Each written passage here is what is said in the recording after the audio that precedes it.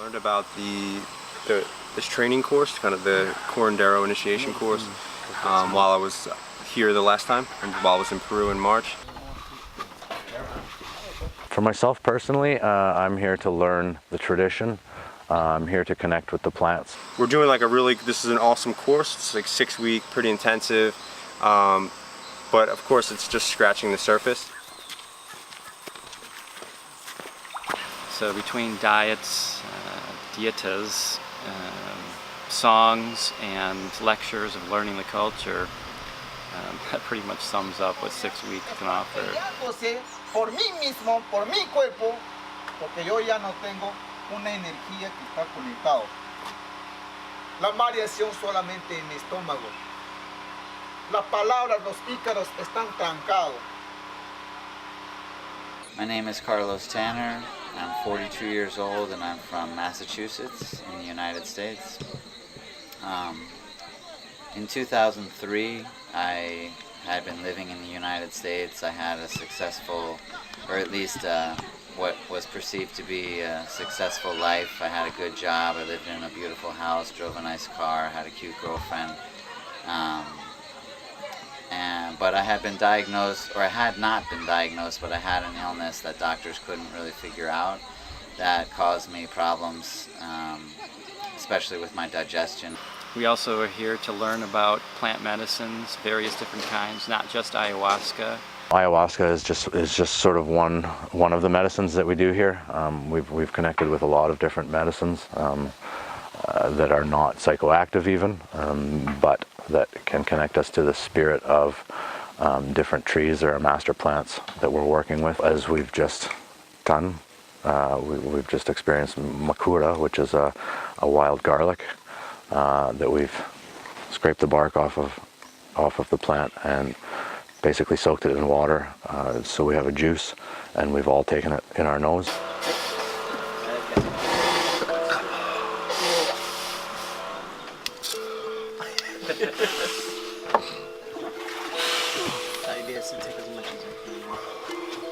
Yeah, I went to my throat. Yeah, that's the idea. That's what happens. It's jungle. Yeah, without like the craziness. 1, 2, 3. Yeah. Last a little bit, I guess. Yeah. Good job. Yeah, 1, 2, 3.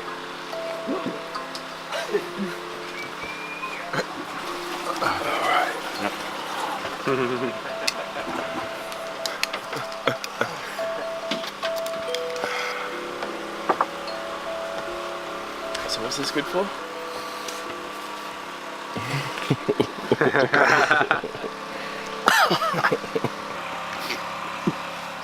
we got it.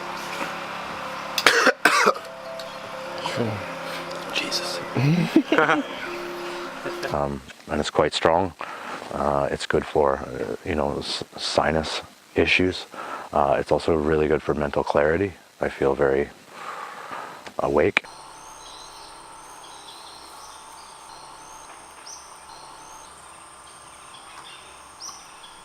I also was struggling with the concept of success. I apparently had achieved it, yet I wasn't very satisfied. I wasn't very happy with my life, and yet because the conditioning was so strong, I accepted that you just simply are not satisfied even when you achieve the success we're conditioned to believe we should strive for.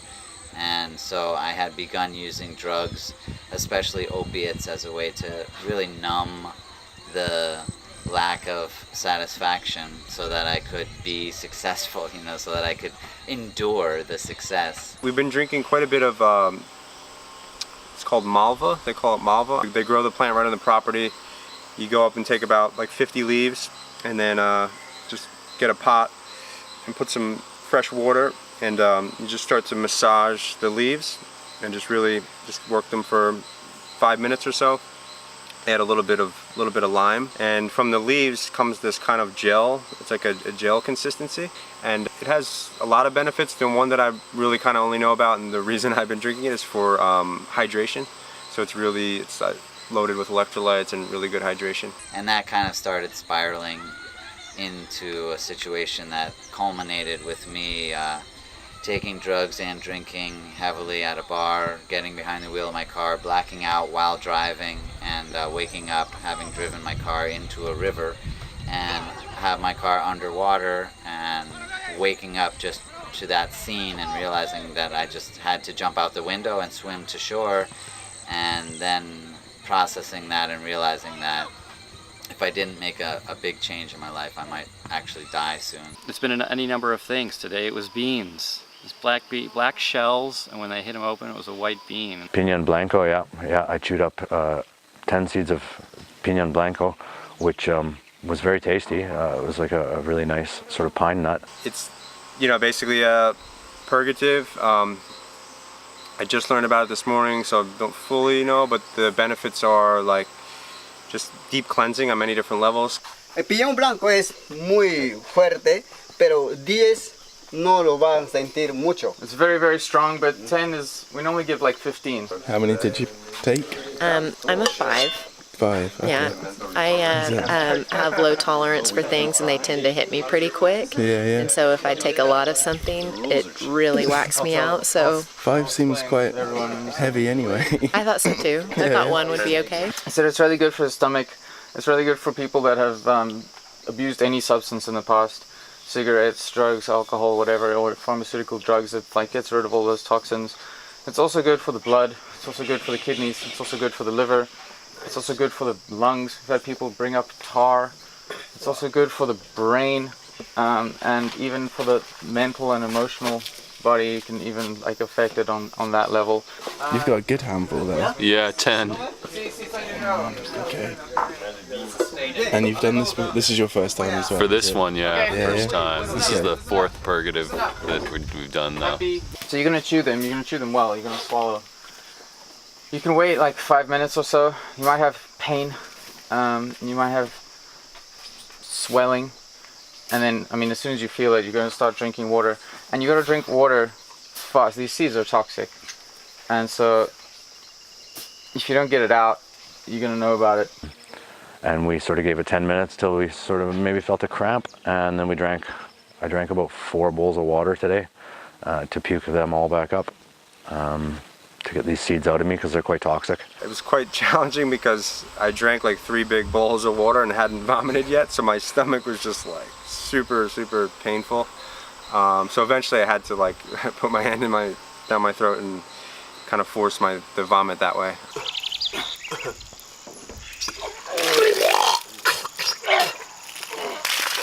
You don't know when you're done. I can't tell you when you're done. I'd say when you think you're done, vomit another 10 times. Because you think you're done and you vomit and it's clear, and then you vomit another 3 times and the seeds come out.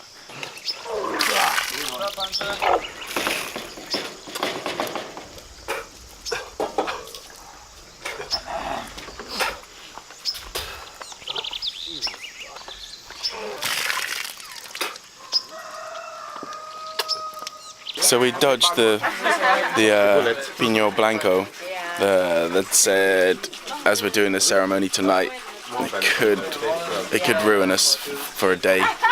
So it would ruin our experience. So we've got a different version of a purgative. Baby purgative. We're only going to be vomiting for half an hour. That's all right. Only half an hour, Yeah, not 4 hours. That's okay. A lot of the purgatives are very similar, so we've also done sangre de grado, which is similar. Drinking, it's liquid form, so drinking the sangre de grado. So we drank that, and then we drank water and water and water until we were throwing up all over. All right, cheers. Go for it.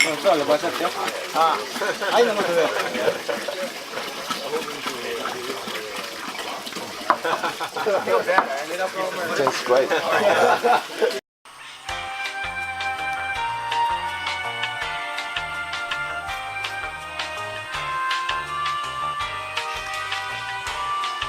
How long do we need to before we start necking water after we've had two? First bit of sick, isn't it? And then drink water and just keep drinking water until it becomes clear. ¿Ah? Sí, ya pueden. Now. Now. Let's go for it. Well, I'm going to go over there to puke.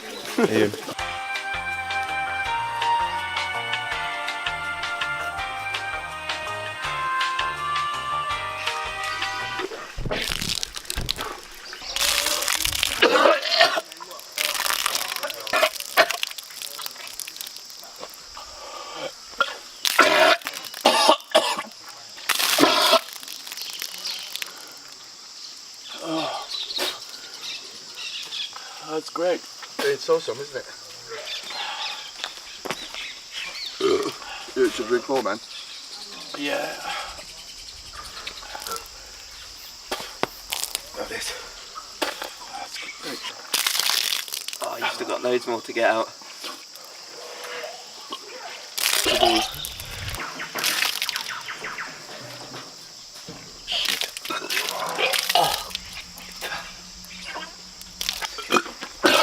Oh, here we go.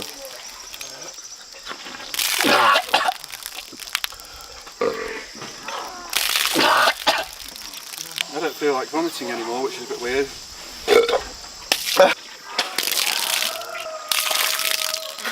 I felt so good this morning. I'm just lying in bed going, oh, this is so nice. I'm just going to stay here till lunch. I'm just going to stay in my bed.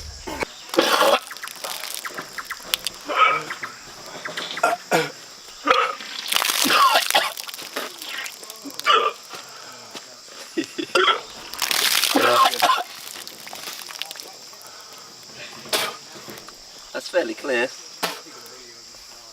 You know, the purgatives are, I really can't say. I mean, I have to take it sort of for their word, you know. When they ask what it is that you're getting from it, they say any number of things. I don't know if it does all of these things that they declare, but mentally and emotionally we've had people break down because of it and ended up in a very soft space. For myself, I felt a little bit of a high, a little bit of a head rush, and just clarity, emptiness, a good kind of emptiness, one that was available to be exposed, vulnerable to people, and that's what I got out of it.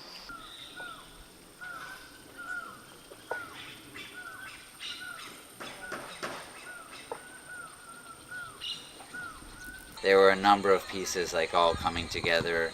I had my own past, like most people. I had trauma in my life, most especially related to my relationship with my parents, and you know, that had been also like a hindrance to being happy in my life, and so there were like multiple parts to the equation that were, you know, causing me to just be unhappy and frustrated, and wanting to figure out a way to fix it all. Should I look in the camera when I'm... Wherever you want, wherever you're comfortable. It's whatever. Okay, you can look at us, look at the camera. Yeah, okay. So my name is Sean. I'm 20... Oh, no, I'm not. Just kidding. My name's James Grant. I live in Oxford in the UK. I'm 31 years old. I do that all the time. Oh my God. Maybe I'm getting younger since being here. I'm 31 years old, from the United States. My name is Serge, and I come from Canada, northern Canada, very wilderness, rugged country.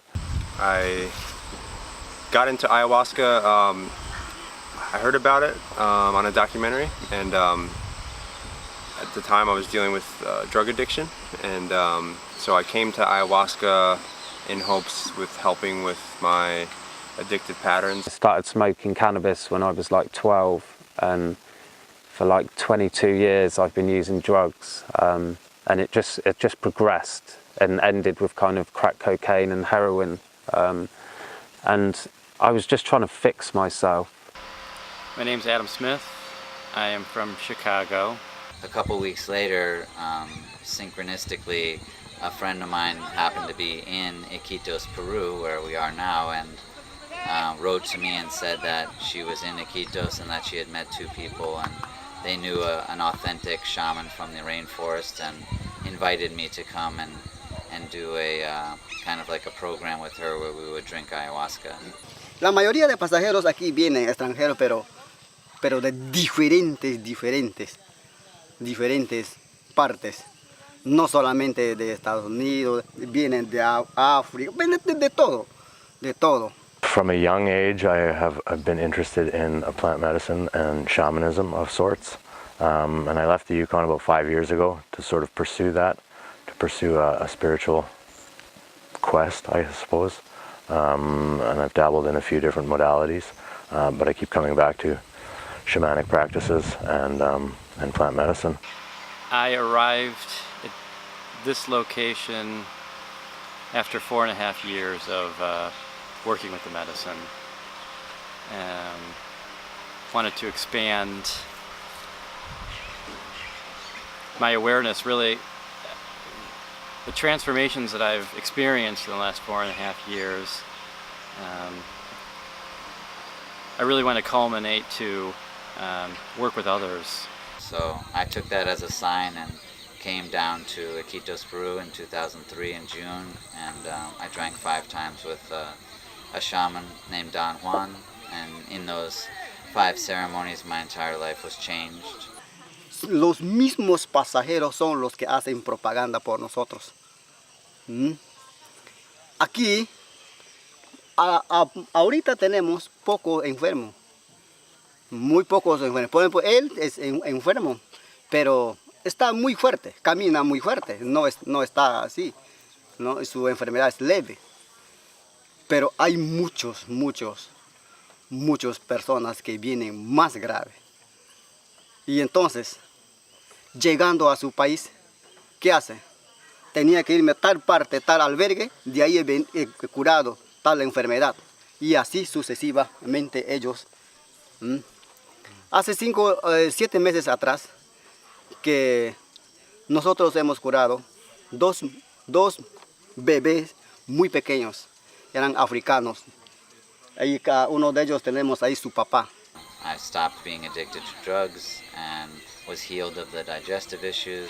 Not only was I healed, but I completely understood what they were and how they were affecting me, and I also was able to begin the process of releasing all the trauma and uncovered repressed memories that were related to that trauma, and really began to understand that condition as well. And it was all just tremendously fascinating to me, especially my own participatory level, which is something that modern medicine doesn't really have, where you are totally empowered to take your own treatment by the reins. This environment here is like, it feels like a hospital in a lot of ways. You know, they're always asking us how things are physically, mentally, and pretty much anything we have an issue with, there's a plant remedy for, and it's pretty amazing the amount of knowledge that they have. Nosotros aquí mayormente curamos con las plantas de acuerdo a la enfermedad del paciente. No hacemos al azar, ¿no? No hacemos así, sino cada paciente o cada pasajero tiene que venir con su placa, su diagnóstico, qué enfermedad tiene. Y entonces de acuerdo a eso nosotros tratamos con las plantas. They treat many of their symptoms, both emotionally and physically, as if the world is their pharmacy. There's evidence of Enrique curing diseases here that have been told in the Western society that are incurable. And so they have a relationship with their environment. They have a relationship with the plants. They would call it possibly spiritual. Por ejemplo, el cáncer. En el cáncer no se cura con ayahuasca, pero muchas otras personas piensan, o muchos maestros que curanderos como nosotros, como ayahuasqueros, piensan curar con ayahuasca, pero el cáncer no se cura con ayahuasca. Nosotros utilizamos 9 plantas para curar cáncer. Tenemos en primer lugar chuchuache, renaquilla, capirona, tamamuri, ubos y otras plantas más. Y todas esas plantas son bien páticos, bien fuertes. The curandero, or the shaman, said that he saw in me the potential to be a healer, and he invited me to come and live with him. So in 2004, in January, I packed up all my stuff and kind of tied up all of my loose ends in my life and moved down here, and I've been living down here ever since.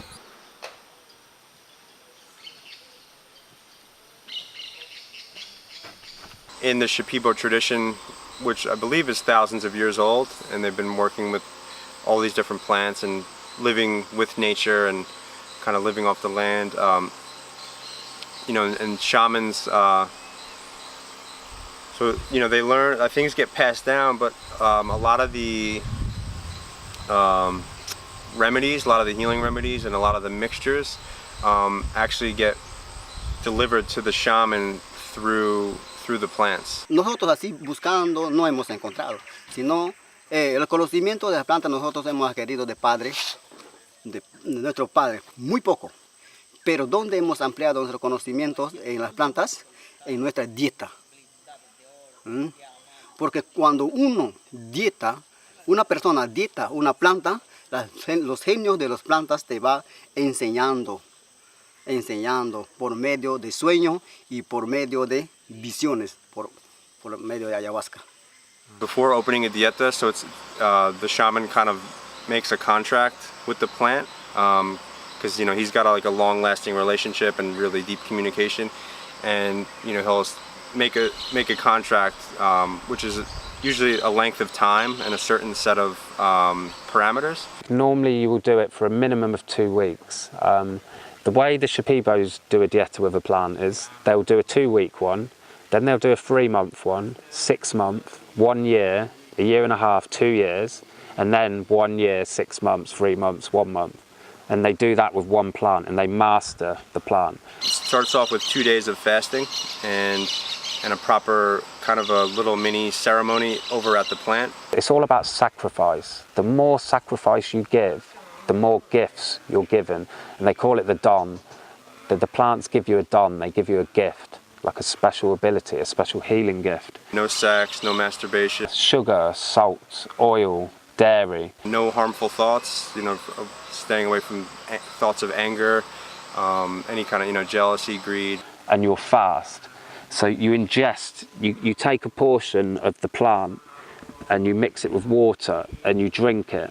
And when you do this on a fast, like the longer you can fast, the better the connection that you're going to have to the spirit. So a dieta is essentially just a period of time to which those particular kind of rules are followed. And then it closes, and then you can kind of continue to do dietas. And the purpose of a dieta is to gain the power of the plant, is to gain the connection with the plant. And that's the difference between just someone who's drinking ayahuasca and someone who starts to work with plant medicine. I thought that I would eventually go back to the US as a shaman and then perhaps, do what this shaman was doing for the people here. I would, provide that help for people in the US. But once I got down here, about 2 years in, I began to see that there were other people like me, and they were trying to receive treatment the way I had. Ayahuasca is known as the vine of the soul. It's a mixture of two plants, one being the ayahuasca vine and the other one being a light-bearing plant. And when I say light-bearing plant, I mean a plant that contains DMT. And the chacruna contains DMT, and that's where the psychedelic experience comes in. As far as we know, we don't really know what DMT is for, or why we have it, or why it's in all these plants. And a lot of people would say then that it is the gateway, or the gateway to the land of spirit. Eventually that led me to set up a retreat program to make it easier for people to be able to come down and do what I did. La ayahuasca es una soga, luego se le corta así en pedazos chicos, de acuerdo a la anchura de la olla, en pedazos, chac, chac, chac, chac, y luego con un palo se le machaca. Primero, adentro las hojas de chacruna y encima la ayahuasca. 2 sacas de ayahuasca en una sola olla. Y esas 2 sacas de ayahuasca tienes que hacerle hervir 4 veces. Llenas agua en la candela, eso demora 3 horas para bajar. Y cuando está esa cantidad de líquido, se le baja y recoge. Después nuevamente se llena la olla y otra vez cuando está así, otra vez, pero 4 veces tienes que hacer. De ahí ya la soga ya no vale, ya no tiene fuerza. Simplemente, o sea, el color ya no tiene. Entonces llenas agua y ves puro blanco, ya es porque ya no hay su fuerza. Entonces ya se bota. Y todo lo que ha juntado ya se refina, se le vuelve a cocinar. Ahí es lo que se mete 100% de chacruna y 10 pedacitos más de ayahuasca. Y eso ya se cocina en un fuego lento, muy lento. El ayahuasca bien refinado es muy dulce, miel, muy dulce, muy dulce. Sí, pero para cocinar ayahuasca requiere mucho tiempo. Puedes cocinar ese tamaño de olla, pero refinado ya sale 3 litros nomás. Por gusto ves cantidad de líquido, pero refinado, listo para tomar, solo 2,5 litros o 3 litros. Sí, muy poco. It's a brew that's drunk in a ceremonial setting, so under the guidance of a shaman. The maestro will serve the medicine 1 cup at a time to each individual. He will so play through whispering and smoke to bring in the spirits and protect. And then again, 1 at a time, we all drink, and then they blow out the candle, and we sit in the dark. Within about 30-45 minutes, the effects start to kick in. And then the singing starts. Ponte un paribano, ponte un paribano, canogo ponte bano, canogo ponte bano. Yo-we, shaman king, yo-we, shaman king, yo-we, shaman king. Soa, shaman king, soa, shaman king. The singing is meant to diagnose certain energetic illnesses. It's meant to protect participants from spiritual entities. It's meant to heal. They're meant to open up the mariación. We experience what the Shipibo call the mariación. And this is the high, if you will, of you beginning to communicate with the spirits. I think sometimes people are put off by spirits or demons because they don't understand it. And in a more Western context, a demon can be anxiety, it could be depression, it could be an eating disorder, it could be anger, it could be frustration. If someone's miserable at work and they've been this way for years, they're either told that this is what work is, or you declare it a demon and you say, this is not for me anymore. So it's really not that hard of a stretch to experience spirits of demons. The belief with the shamans and their tradition is that everything is spiritual and everything can be healed on a spiritual level, and most of the afflictions that people deal with, psychological issues or emotional trauma, stuff like that, it's rooted in the spirit. So through this psychedelic brew, one is able to, the shaman can interact with us in the spirit realm and help to heal these things, and then they just cease to exist on the physical realm. I'm looking forward to the whole experience of the ceremony. The whole ceremony. Yeah, the chanting and everything, and all the singing and the getting into like a bit of a trance state. All that, it's going to be really cool.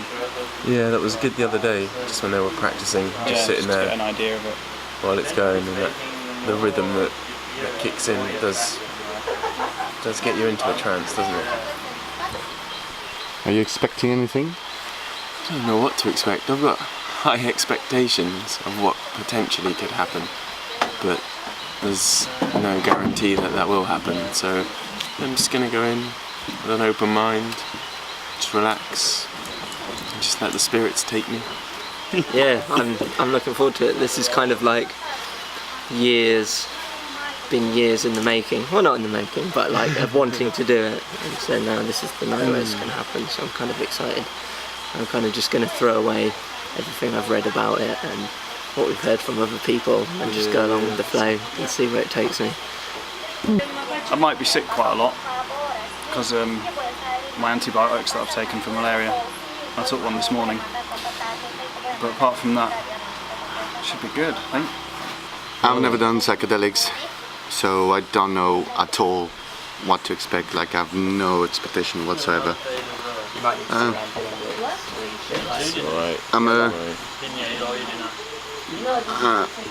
I'm excited. I'm not nervous or scared or anything. Maybe I should, I don't know, but I'm not at all. I'm quite excited about the experience, and I really do want to meet Bob Marley. So Bob Marley? Bob Marley. It'd be nice, you know. Like, they should be, yeah, we like plants, so plants should like us, potentially. See you on the other side. No conchaban kai bobo, no conchaban kai bobo, no ramato goyakai, no ganes kashamagi, mato goyakai, mato goyakai, mato goyakai, mato goyakai, mato goyayoncho, mato goyayoncho. Mato ishon balongi neska ranika no shawanani bo no shawanani bo no shawanani bo no shawanani bo no mabo. So yeah, so it started like I vomited really pretty early, like about 20 minutes or something like that. I was the first one to vomit, and they haven't even started singing by that time. It was way more in your mind, and way less visual than like other hallucinogens and what I thought it was going to be.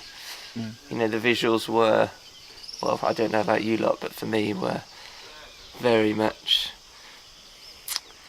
I couldn't discern the difference between whether a lot of it was in my head anyway from having the lack of light.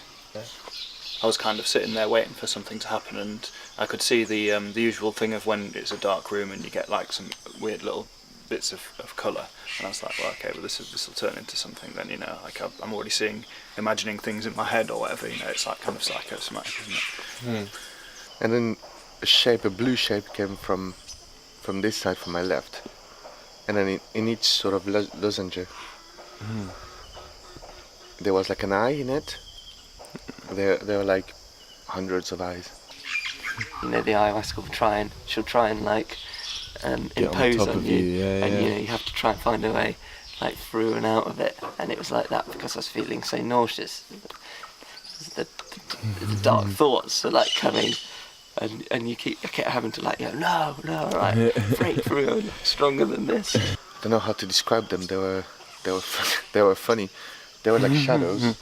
They're dark shadows, 5 on top of each other like that, and they were really square, like Inca drawings, but they looked like little wolves. They had mouths and ears, and they were like 5 on top of each other like that, and they were right here, and they were trying to say something to me. No, nothing. I just started I got like really hot temperature, really hot flush going through my body, and I was just pouring sweat, and it just felt really uncomfortable pouring sweat. Yeah, and then just felt really sick, but the sickness just passed. Within 20 minutes it passed, and I was absolutely fine, not even slightly sick, not anything, just me. Do you know what, that's the thing, like before the nausea it was completely fine and it was fun. And I know if I hadn't had the nausea, it would have been a completely different experience. I'd just been like, hey, this is great. I'm going to go around here and, you know, float through this. I was definitely saying to Paul, just spatially ruined. I went up for that second cup, and just walking there was just like, oh really? Holy shit. That was fine. I was walking up for that. Judging distance was crazy. Yeah, right. I sat down in front of Sean, and I was like, I don't know if I'm sat like 2 foot from him or 6 meters. Like, that's because it was weird. Pitch black. Yeah, even though you're trying to look at the shadows, and I was just like kept edging forward a little bit more. So you guys could see people, could you, in the dark? You could see the shadows and stuff, because I couldn't see anything at all. It's pitch black. Yeah. But some people seem to be able to find their way around without a torch. Yeah. And it was like it was a lady. She had massive hat. She was purple. She was completely purple. And she had like blue eyes with liner or whatever. And she had like horns type thing or hat or something. So yeah, Dean said that sometimes just nothing happens when people take it. Yeah. Especially it can be the first time that nothing happens at all. Yeah. So I'll put it to that, really. Yeah, different people react differently, don't they, as well? Describing an ayahuasca experience is really difficult because we don't really have the language to translate what we learn out there, what we can find, what we can see. The most terrifying experience I ever had, actually, was one that provided me with one of the most profound lessons about who I was as a person. Every experience is different, but yeah, it's essentially, it's a way to enter into the spiritual realm. The experience I had was a total loss of sanity. I experienced a downward spiral to the point where I didn't know my own name. I didn't know who I was. I didn't know where I was in the room. I didn't know if I was up. I didn't know if I was down. I was turned completely inside out, in a frenzy of information being fed to the point where I could not handle it. At least I thought I couldn't handle it. And the more I fought it, the harder I gripped that control, the worse it got. And to the point where I finally declared, I accept insanity. I will move into this world however I'm going to be after this. And immediately, she, or ayahuasca, took her foot off the accelerator. Quite typically there are very bright colors, a lot of pattern work, but the medicine is different every time as well. Sometimes you will experience nothing, and sometimes it can be extremely overwhelming. It's the control that was harming me. And when I got home, I just realized who I was being as a person, and I started to encompass what others wanted. Since 2005, since starting the retreats, the first retreat was one person. It definitely started slow, but I remember actually I was amazed that like there's a person that trusts me, like thinks that they should do this. And then we eventually like built a nice reputation by doing work with integrity and having success, and so since then I would estimate that it's close to 1,000 people that have come through, and that we've been able to offer our services and help with the indigenous tradition and their methods for healing. Anualmente nosotros descansamos por lo mucho, sin pasajeros, por lo menos quedamos un mes, 30 días nomás. Todo el tiempo llega, pero grupos grandes de 14, de 12, llegan para un programa de 6 semanas, se termina 6 semanas saliendo y otros llegando, y no hay descanso para nosotros. My first ayahuasca experience, I'd spoken a lot of DMT before this experience, so I was kind of expecting this DMT kind of realm. And when I drank it, the whole room changed. The whole room was full of light, and everybody was like singing and doing like kind of like Reiki kind of energy healings on everyone, and it just felt like whoa. And I kind of like, I met a spirit of some type, and like it was just so real, and it was there, and it was like right here next to me, and I was just like whoa, like stay away from me, like whoa. It can be terrifying, it can be happy, it can be magical. There was times when I was completely out of my body, and I was like this child version of myself, and just processing stuff from childhood, my parent, my dad not really being around and that kind of thing. And so it was really cool. I had the ability to experience myself as being like 8 years old, but I also had with my new mindset, with my adult mindset, so I was able to parent my like child version of myself. Part of the reason why I started the retreat program was really so that I could make my own money, which would allow me to stay and continue to study. Eventually, just a short time after the retreat program started, a year or two later, I began to see that when the people would come for the retreats, I would end up teaching them, kind of consolidating the things that I had learned and putting them into a language that was more quickly digestible and quicker to explain Plus, I was from a Western culture, so I took notes. I began recording the ceremonies and listening to the recordings and using the technology and the methodologies that I had been brought up with the educational system I came with, which I thought was really advantageous and allowed me to go a lot quicker with my own educational process. So eventually I began to see, like, I could put together a course. Querer aprender. Entonces, ¿qué es lo que nos toca? Dar todo lo que nosotros sabemos. There's still more people that come to our healing retreats, but we still get, it's about 60-40 in how many people come for the healing retreats and how many people come for our educational courses.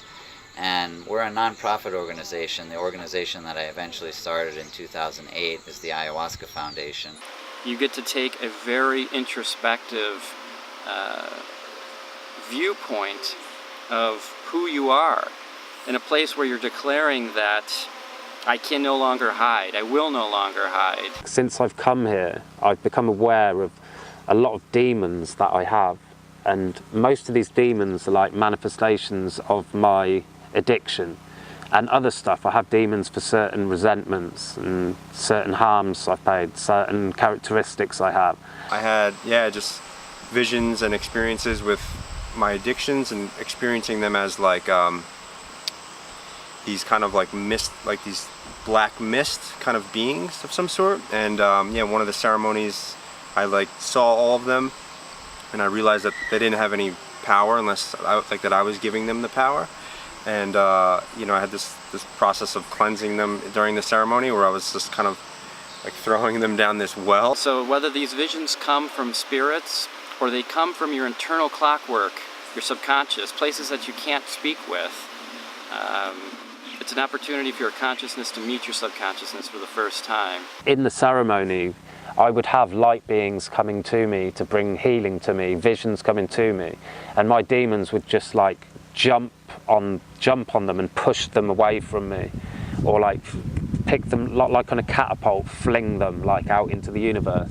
We end up supporting the Shipibo cultures, the two communities where my teachers are from, and so a lot of the money that goes from the participants ends up going back to those communities to provide schools and churches and to provide a better economic infrastructure for those families that still live in the indigenous communities. En sí, en el pueblo indígena, del 100% ya habrá el 20% nomás que practicamos lo que son en el uso de los recursos naturales de nuestras plantas.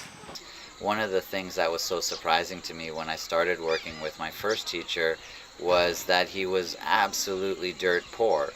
We lived in this little shack, literally didn't have electricity or running water, and yet I was witnessing him heal things that if you could heal them in the US, you would be, driving an Audi and have your mansion, and people are driving Audis with mansions who can't heal those things.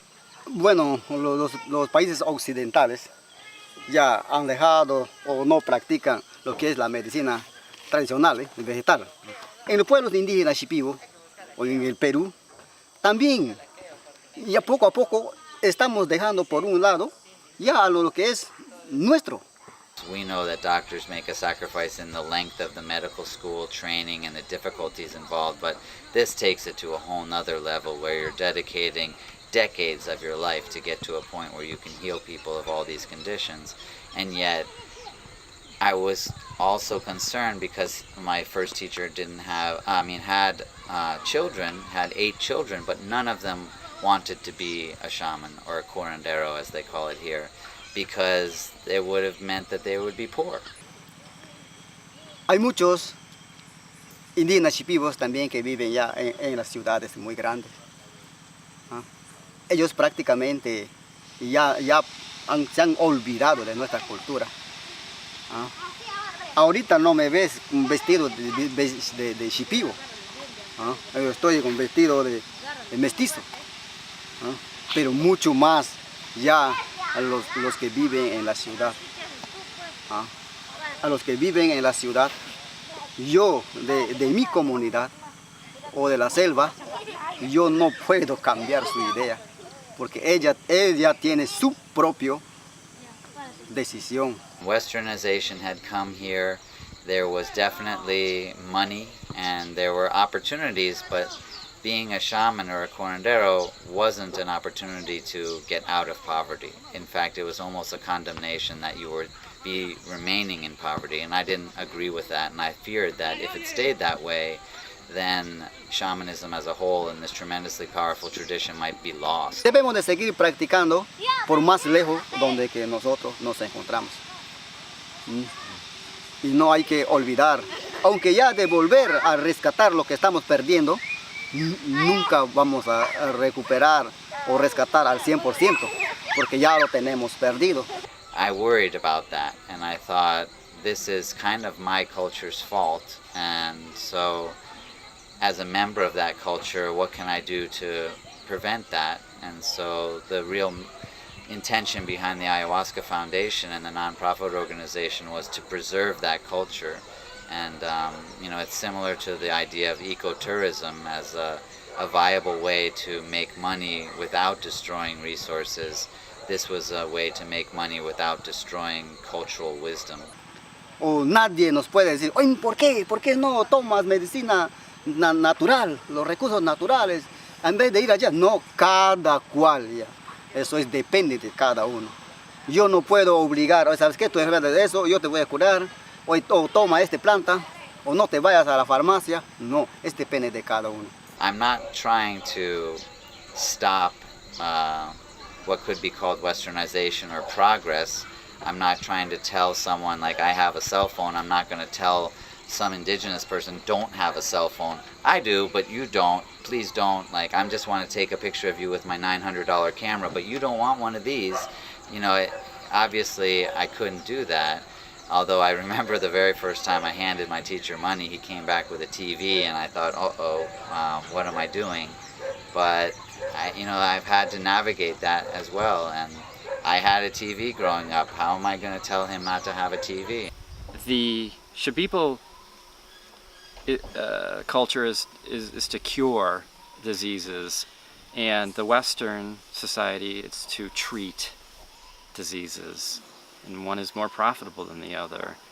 I can tell you that I suffered from depression for years, and it wasn't until I took on some of these plant medicines, especially ayahuasca, that lifted. By having foreigners come from all over the world to learn about that culture and have the children see, these are people from all the cultures that we see on TV and that we see in the movies, and they want to learn what my dad knows or what my mom knows, then what my dad and mom know must be really special. And so I want to know it too.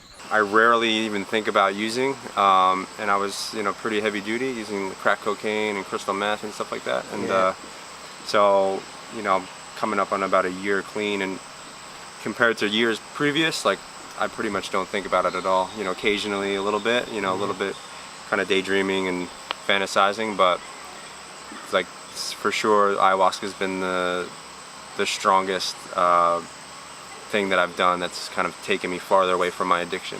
Immediately in my life, when I started working with the medicine, I noticed profound changes in my waking life at home and within my circle of friends and within the people that I love. Big changes. So for me, an ayahuasca ceremony is only just what you have to get through to reap the rewards of what the medicine can do for you. And it's not always pleasant, but it's in the integration afterwards that it's put to the test, and where you can really see what this medicine is capable of. I think it's just a perfect time, but it's also a crucial time, because this could be the generation that it would be lost. That's at the level of westernization that's happening here. And we're all, no matter where you're from, your ancestors were indigenous at some point, and they all relied on shamanism for their medical care and to be healed. And those shamans relied on their local plants and the wisdom that they accrued over generations and generations being passed down to understand the science of healing within their own environments. And unfortunately, they were all lost almost entirely from the globe. But thankfully, there were a few pockets where indigenous culture was intact, and this is one of them. Every ceremony I always learn something new about either my personality, or it helps me to see something in a slightly different way. And then also, a big part of it too is outside of ceremony, just the community and the group that you're sitting with, and really learning how to live, learning how to interact with people, learning how to be less selfish. It seemed like a really funny thing, but one of the things that I demanded at the house was it be covered with postcards and magnets, and my partner didn't want that. He wanted something clean, and I refused to listen to him for 10 years. And took everything off the refrigerator, and that meant everything to him. And now I ask what's up with my home and friends and family, and it's stuck with me ever since. I think it's really important, not just me personally, but I do think just as humankind, we owe it to ourselves to keep this culture intact, and through keeping it intact, remind ourselves of the importance of the plants and our environment as well, which they never forgot about. I was quite bad to the environment where I would litter. I would just chuck my rubbish out my car window. I would chuck my cigarettes out my car window and stuff like this. But today I don't even chuck my cigarettes on the floor. They view the nature as kind of being the leader, and they're the follower, and they're just kind of like, very humble, and always making sure to take, always replanting things and really taking care of, not just stripping the resources for, greed and things like that. It's cool to see. Yeah, it's really nice to experience. They're much more in tune with the natural world than we are in the city life, obviously. They're much more conscious to what goes on out here and what the earth can provide, right? Which we have a lot of that in Western culture, but it's very suppressed, I think. And the powers that be are really don't want us to be living like this. In a grander scheme, the humans and the plants aren't separate. And we have separated through westernization and through being so different than all the other animals on the planet. We've come to this notion where we talk about nature as if it's over there, and not that we're included in it. It's like I enjoy going into nature as if we're not a part of it.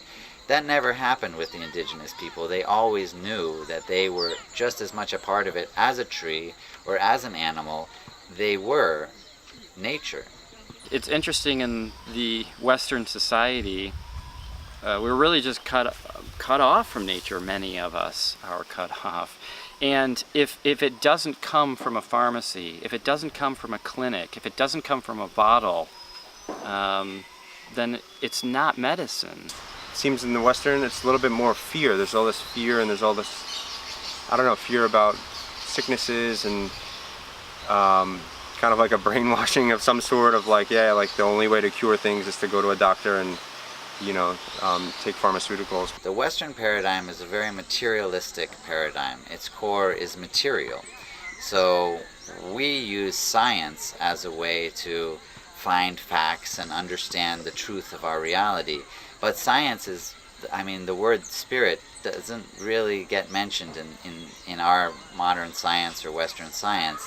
And if it does, then you kind of lost it. You're not going to get a lot of people listening to you from the scientific field.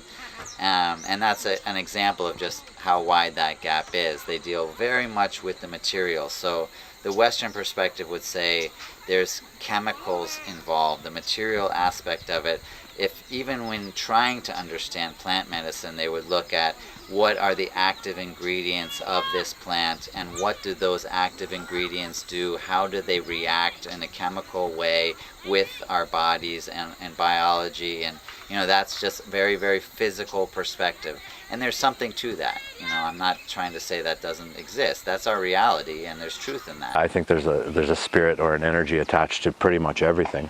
I really worked with a lot of animal spirits prior to this. But when I started working with ayahuasca, I really felt the consciousness of plants, and that they have been around a lot longer than we have on the planet, and I think they have wisdom that really no human can know. I don't know if God's a man with a grey beard, I've got no idea, but this creative force of the universe, whatever this may be, I don't need to understand or know what it is. I just know and believe that it's there because I've seen it with my own eyes. The indigenous traditions and paradigm are quite different. Their core is spirit, so they don't talk about the chemistry of a plant. I've never heard a shaman say active ingredient.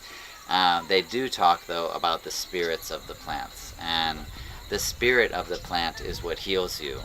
And that opens the door for something really, really interesting, because then it's not about if you take this medicine, this will happen, because it's a spirit. We know, because we have relationships with people, that one person just isn't a way. They're not just that person is that way or they do that. It's how you relate to them.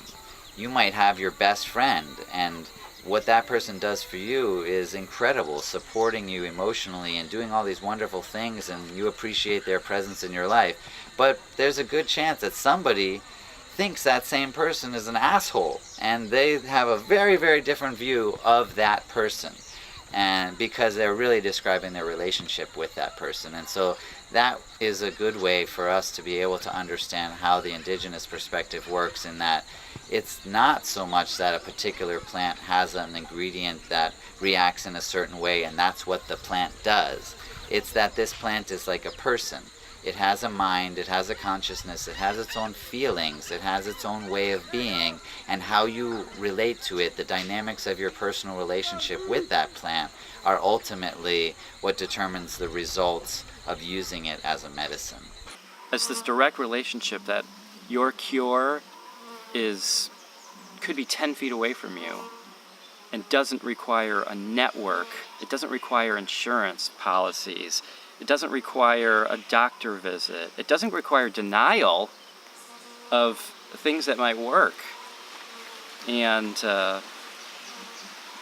just that experience alone, just being able to step up to your door and cure a disease, is really very empowering. I would say that there's a lot of abuse in the culture I come from, right? A lot of ignorance to the power that these drugs or medicines have, and they being used recreationally takes away the sacred, and that's when things get ugly for people. I think that's when abuse occurs. I think most of our designer drugs, come from plants eventually, and the decent intention behind their creation, but when they hit the street and turn into a party, then we forget about what they're even for. Then they're just a numbing agent, and they take us away from the path, or they're not used anymore for healing. They're actually more destructive than they are healing. And ayahuasca can go the same way, I'm sure. The setting is very important. It's not just like get a bottle of ayahuasca and like drink it in my bedroom, and maybe there's an experience there, but it's the shaman and the community, and I can continue to drink because it's kind of really teaching me how to live and helping me to release things that are no longer beneficial. By the time I was in high school, I was an atheist. I had committed to science, and I think that's probably a common idea for a lot of people. I wanted proof, I wanted the data, and But then I began taking psychedelics. I began taking acid and mushrooms in high school and college, and began to have my own experiences. And because of my own experiences, I began to open my mind to that idea. I began to have spiritual experiences, and I didn't just like jump over to some other camp. I just opened my mind to the possibility. Some of the younger guys, like they're just hearing them say new words, love and peace and joy, like things, just hearing them talk coming from a new place, so I've seen a lot of like heart opening. I've made some amends to some of the people that I harmed, and I just want to try and be there for them and support them in their life and help them in any way. That's something I really want to do when I go back home. Definitely, it's also not it's not the only solution. It's not like the end of it. It's not just like drink ayahuasca and then game over, everything's cool. The goal was to come here, learn the medicine, so I can facilitate it for others. At least have them have the option. It really teaches lessons, but we're the ones that have to change. There is certain things where things get released, like I've had these, like I described earlier, emotional release, and there's things that definitely kind of like magic in some ways, where they just happen, these energetic releases are possible. But a lot of it's also like lessons. It's really, we tap into our higher selves, we tap into a higher consciousness, and we learn new things, which require our effort to make the change. I want to take my healing out into the world and like heal as many people as I can, especially my family. It's really what I want to do with my life. There's really no magic bullet, even with this stuff. This is the closest that I've ever come to a magic bullet. But yeah, just being aware that it does require effort on the participants' part to make the change. I would hope that the Western society, and even if it's us at a grassroots level,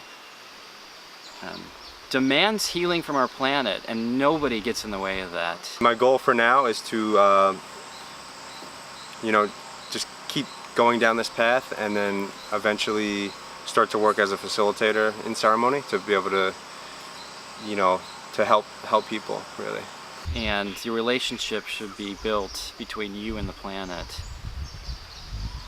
And if you're harboring from your heart, not your ego, this planet has everything that you need. Ayahuasca is the name given to a medicine, but it's also the name given to one species of plant, Banisteriopsis caapi would be called scientifically, which is a vine, and that forms the main ingredient of a medicinal brew that's also called ayahuasca. Western medicine likes to, or science likes to try to find the active ingredients, and so would most likely describe it as a orally active dimethyltryptamine medicine or brew, in that the ayahuasca is mixed with a plant that's known to have dimethyltryptamine in it, and the ayahuasca vine has been found to have what's called an MAOI, or a monoamine oxidase inhibitor, that would prevent the monoamine oxidase enzyme from breaking down dimethyltryptamine, which would allow it to go to the brain. And again, as I mentioned, it's very chemical, materialistic understanding of it. But the ayahuasca does not contain the dimethyltryptamine, which by Western standards would be the most important aspect of the medicinal brew. In the indigenous culture, they named it ayahuasca, and what they talk about is the spirit of ayahuasca. So if it was the dimethyltryptamine, you would think that they would name it chacruna, which is typically the admixture plant, I would think. But they don't, because they're not naming it because of the ingredients, and they're naming it because of the spirit. And in fact, to take that onto the next level, there are several tribes, like the Yawa tribe nearby uses ayahuasca. They do not add dimethyltryptamine plant to it. They only use the plant that supposedly doesn't have the active ingredient that would cause those visions, but they do. In fact, Richard Evans Schultes, who's kind of the godfather and of ethnobotany, drank ayahuasca with a tribe, and he was, from the Western world and had the same idea, thought that drinking ayahuasca with this tribe, knowing that it did not have any dimethyltryptamine, would not have much of effect, and he relayed in his writings that it was the most profound ceremony that he had ever attended, and the visions that he had were the most profound. So I don't think that science has a complete picture of what's going on with ayahuasca. Seguir practicando, ustedes investigando y nosotros también. Muchas gracias. Le voy a pedir